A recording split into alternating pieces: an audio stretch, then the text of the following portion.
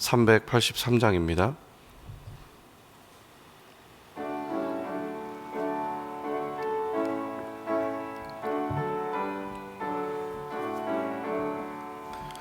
눈을 들어 산을 보니 도움 어디서 오나. 천지 지은 주 하나님 나를 도와주시네. 나의 발이 실족 않게 주가 깨어 지키며 택한 백성 항상 지켜 길이 보호하시네.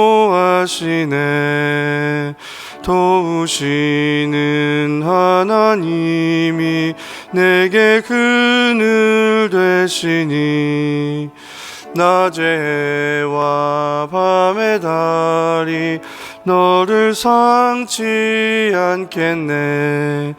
내게 화를 주지 않고 오늘 보호하시며 너의 출입 지금부터 영영 인도하시리. 아멘.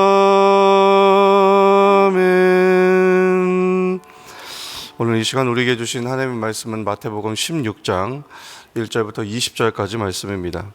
신약성경 28페이지에 있습니다.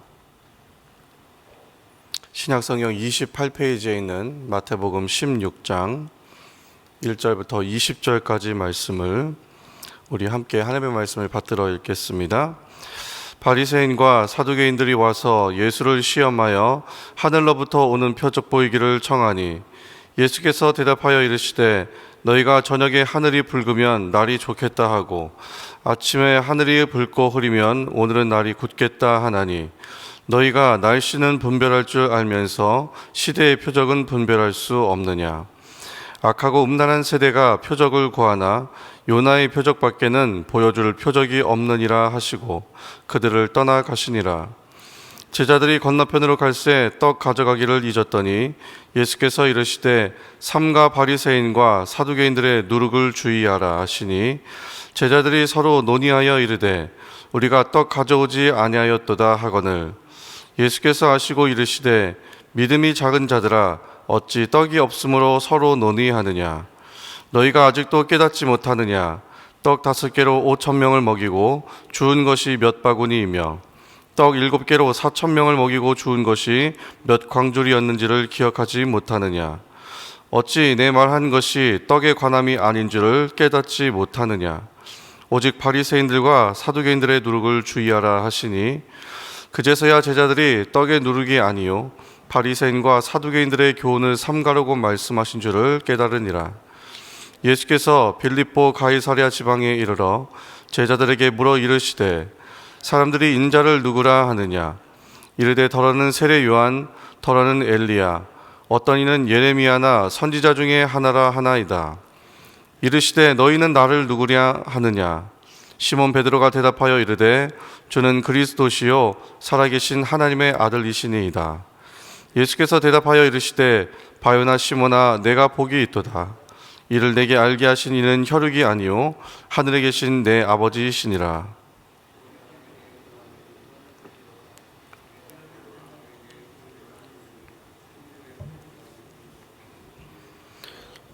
내가 천국의 열쇠를 내게 주리니 내가 땅에서 무엇이든지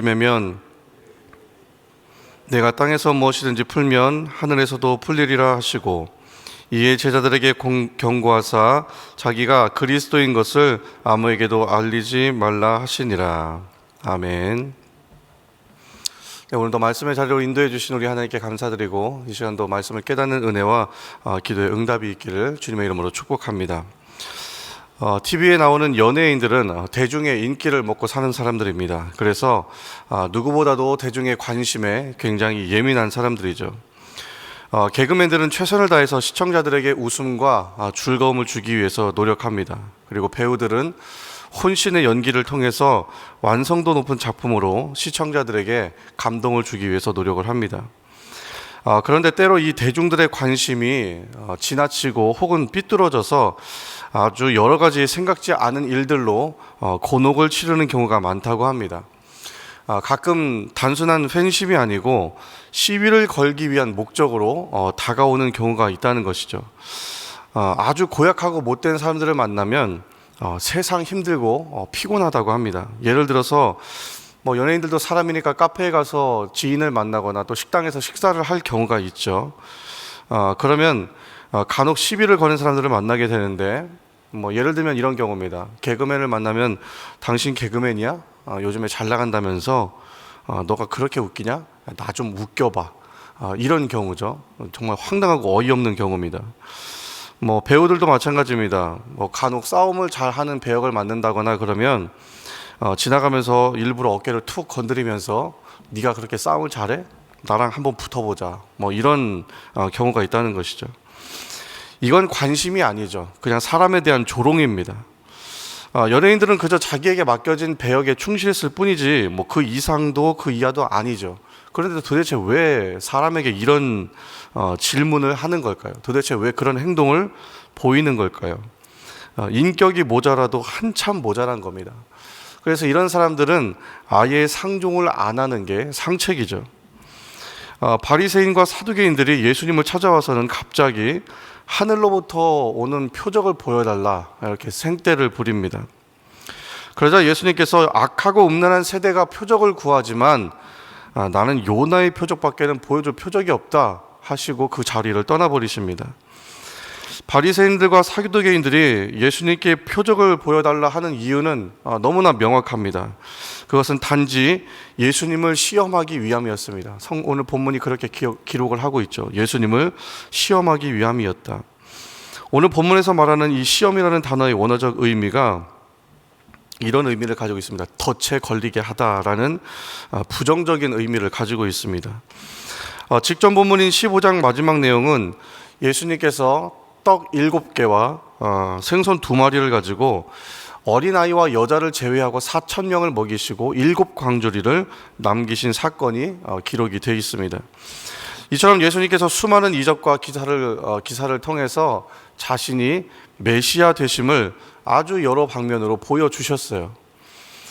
그런데 그들은 전혀 믿지 않았습니다. 아무리 수많은 이적을 보여줘도 믿음이 없으면 믿지 않는 거죠. 계속해서 예수님의 정체성과 사역의 정당성을 입증할 증거를 하늘로부터 내려오는 표적을 가지고 확실하게 보여줘라 이렇게 생떼를 쓰고 있는 거죠. 이들의 조롱은 예수님이 십자가에 달리셨을 때 십자가에서 내려와서 자신을 구원하라고 외친 그 사람들과 다르지 않습니다. 침뱉고 조롱하면서 사람들을 구원한 자가 자기는 구원할 수 없느냐 이렇게 조롱을 했죠. 지금까지 수없이 천국에 대해서 외치고 많은 이적과 기사를 통해서 내가 보냄받은 메시아다라는 것을 수없이 강조하셨지만 이런 불신앙의 태도에 대해서 예수님은 악하고 음란한 세대다 이렇게 규정하시죠. 그리고 나는 그런 악하고 음란한 세대에 요나의 표적 외에는 보여줄 표적이 없다 그렇게 말씀하시고 자리를 떠나셨습니다. 여러분, 우리가 말씀을 들어도 왜 말씀을 깨닫지 못할까요? 말이 어려워서가 아닙니다. 말귀를 못 알아먹어서가 아니죠. 우리 마음의 동기가 악하고 불순하기 때문에 그렇습니다. 받아들일 마음이 없는 거죠.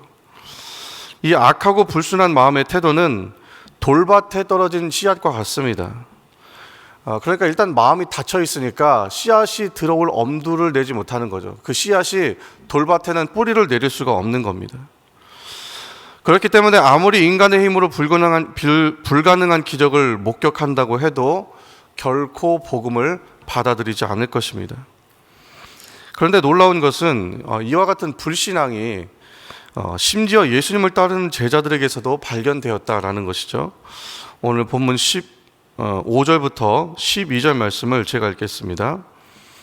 제자들이 건너편으로 갈새 떡 가져가기를 잊었더니 예수께서 이르시되 삼가 바리새인과 사두개인들의 누룩을 주의하라 하시니 제자들이 서로 논의하여 이르되 우리가 떡을 가져오지 아니하였다 하거늘 예수께서 아시고 이르시되 믿음이 작은 자들아 어찌 떡이 없으므로 서로 논의하느냐 너희가 아직도 깨닫지 못하느냐 떡 5개로 5,000명을 먹이고 주운 것이 몇 바구니며 떡 7개로 4,000명을 먹이고 주운 것이 몇 광줄이었는지를 기억하지 못하느냐?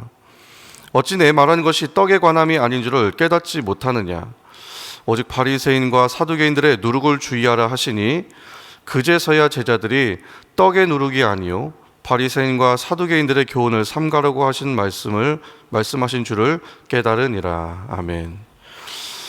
예수님께서 지금까지 베푸신 표적들을 보고도 예수님의 정체성을 의심했던 바리새인과 사두개인들 같이 제자들도 예수님이 수천 명을 먹이신 사건을 최소 2번이나 목격을 했지만 예수님이 또 그렇게 하실 수 있다는 믿음을 가지기보다는 이 주어진 상황적인 한계들에 대해서 그것을 인간적인 시선으로만 바라보고 절망하고 또 염려하고 있었다는 것을 성경이 지적하고 있습니다. 바리새인과 사두개인들의 누룩을 주의하라는 예수님의 경고에 제자들은 떡을 가져오지 않은 것을 떠올립니다. 예수님이 누룩 그렇게 말씀하시니까 떡 안 가져왔구나 이렇게 생각한 거죠. 이때 예수님께서 오병이어 사건 또 칠병의 사건을 언급하시죠. 그러면서 제자들을 크게 책망하십니다. 왜 믿음이 없느냐? 그제서야 제자들이 떡의 누룩이 아니고 바리새인과 사두개인들의 교훈을 주의하라고 하신 말씀이라는 것을 깨닫게 됩니다. 제자들을 향해 말씀하시는 이 예수님의 경고는 여전히 유효하죠. 그래서 오늘날 이 시대에도 우리 모든 성도들에게 하시는 말씀이라고 생각이 됩니다. 저는 그런 생각을 합니다. 언제쯤 우리는 이 세상의 교훈과 가치관에서 벗어나서 자유함과 온전함으로 주님의 말씀을 있는 그대로 순수하게 내 마음에 그냥 뿌리내리게 할 수 있을까? 도대체 언제가 되어야 우리는 형식주의나 율법주의나 혹은 외식주의나 합리주의나 또 회의주의나 세속주의 신앙에서 벗어나서 주님을 온전하게 기쁘시게 하는 신앙생활을 할 수 있을까? 부족하면 부족한 대로, 연약하면 연약한 대로 힘들고 또 좀 자신감이 넘칠 때는 또 교만해서 문제고 우리는 언제 세상의 가치관과 교훈에서 벗어나고 언제 온전하게 하나님께서 기뻐하시는 신앙생활을 할 수 있을까? 이것은 늘 우리의 숙제죠. 우리에게 말씀하시는 예수님의 경고의 메시지입니다. 바리새인과 사두개인들은 나름 열심히 신앙생활을 했고 아주 나름이 열심히가 아니라 굉장히 열심히였죠. 굉장히 열심히 신앙생활을 했고 신앙적으로도 굉장히 보수적인 그런 사람들이었습니다. 그러나 이들이 가지고 있는 치명적인 문제점이 있다고 한다면 그것은 자기 도취적인 자만심 그리고 교만함으로 가득 차 있는 그런 사람들이었죠. 자기 자신을 스스로 의인이라고 생각했어요.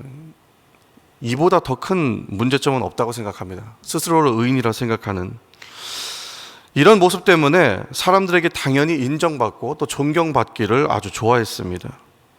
그러니까 그들이 전한 것은 하나님의 나라가 아니라 자기 자신이었어요. 여러분, 지도자라고 다 믿지 말아야 되고 우리가 시대의 표적을 분별하듯이 내 귀에 듣기 좋은 말만 하는 사람인지 하나님의 말씀에 기초해서 말씀을 전하는지 우리는 잘 분별해야 되겠죠. 누가 되든지 우리가 마음을 청결하게 하고 하나님의 나라와 하나님의 의를 먼저 우선에 두지 않으면 우리 역시 말씀을 들어도 표적을 보더라도 온전한 믿음을 소유하지 못하고 이처럼 껍데기 신앙으로 아주 서서히 전락해버리고 말 것입니다. 영적인 지혜는 하나님을 신뢰하고 하나님 한 분만을 경외하는 사람에게 주시는 선물인 거죠. 그래서 악하고 음란한 마음으로는 결코 영적인 지혜를 소유할 수 없습니다. 악하고 음란한 마음으로는 영적인 분별력을 가질 수 없는 것이죠. 하늘의 상태를 보고 날씨 변화를 예측할 줄 아는 이들은 예수님이 지금까지 보여주신 표적과 기사와 가르침을 봤다면 당연히 예수님이 메시아라는 것쯤은 깨달을 수 있어야 돼요. 그것이 그렇게 어려운 일이 아닙니다. 그런데 그들은 깨닫지 못했죠. 마음이 어두웠고 마음이 악하고 음란했기 때문입니다. 표적이 부족해서가 아니에요. 믿음이 없기 때문입니다. 표적이 믿음을 갖게 하는 것이 아니라 믿음이 표적을 보게 한다는 것을 여러분 기억하시기 바랍니다. 그들의 악하고 음란한 마음이 메시아를 깨닫지 못하게 했고 또 스스로 영적인 지혜를 거부하고 믿음을 저버린 것입니다. 사랑하는 수동교회 성도 여러분, 교회는 믿음의 반석 위에 세워지는 것이죠. 믿음의 고백 위에 세워지는 것이 교회입니다. 건물이 화려한 것도 아니고 재정적인 투자가 많이 된다고 교회로 세워지는 건 아닙니다. 믿음의 고백이 없이는 절대 교회로 세워질 수 없습니다. 믿음의 고백이 없이 세워진 교회는 모래 위에 지은 집처럼 쉽게 무너지게 되고, 믿음의 고백 위에 세워진 교회는 우리 주님께서 음부의 권세가 이기지 못하도록 영원히 견고하게 하실 것입니다. 오늘도 저와 여러분이 교회로 부름을 받았고 또 교회로 함께 세워져 가고 있습니다.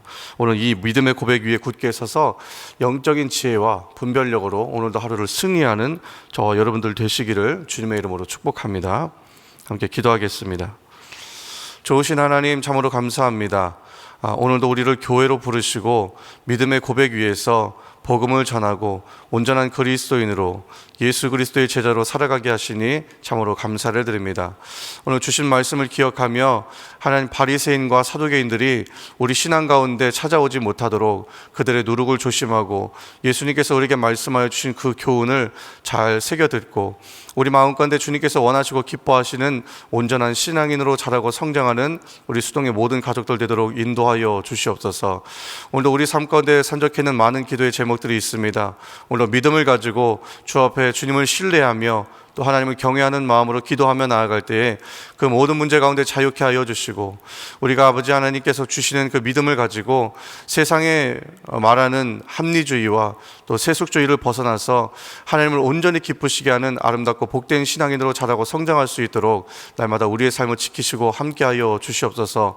오늘도 근심과 많은 문제들과 걱정으로 염려하지 않게 하시고 오직 하나님을 신뢰하며 하나님께서 주시는 영적인 지혜와 분별력을 가지고 오늘 하루도 믿음으로 승리하는 삶을 살도록 인도해 주옵소서. 감사를 드리며 예수님의 이름으로 기도하옵나이다. 아멘. 하늘에 계신 우리 아버지여, 이름이 거룩히 여김을 받으시오며 나라의 마옵시며 뜻이 하늘에서 이루어진 것 같이 땅에서도 이루어지이다. 오늘날 우리에게 일용할 양식을 주옵시고 우리가 우리에게 죄 지은 자를 사하여 준 것 같이 우리의 죄를 사하여 주옵시고 우리를 시험에 들게 하지 마옵시고 다만 악에서 구하옵소서. 대개 나라와 권세와 영광이 아버지께 영원히 있사옵나이다. 아멘. 함께 기도하실 때 주신 말씀 생각하면서 기도하시고 개인의 기도 제목과 공동의 기도 제목이 있습니다. 나라와 민족과 교회를 위해서 기도해 주시고 우리 주변에 어려움 당하고 연약한 지체들과 우리 공동체를 위해서 함께 합심해서 기도하도록 하겠습니다. 사랑의 주님, 참으로 감사합니다.